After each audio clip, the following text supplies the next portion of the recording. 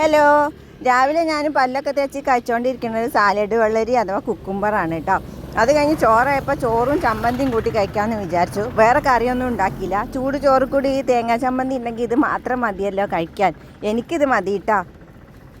നല്ല ചൂടായതുകൊണ്ട് തന്നെ ഊതിക്കൊണ്ടാണ് ഞാൻ കഴിച്ചുകൊണ്ടിരിക്കുന്നത്. എന്തായിരുന്നു ടേസ്റ്റ്, നല്ല ടേസ്റ്റ് കേട്ടോ.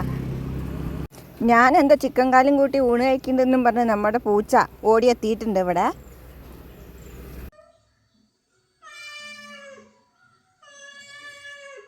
അതിനൊന്നും കൊടുക്കാത്ത ദേശത്തിന് മരത്തിൽ വലിഞ്ഞ് കയറിയിരിക്കുകയാണ്. പിന്നെ ഞാൻ വാതിലും പൂട്ടി ഇറങ്ങി.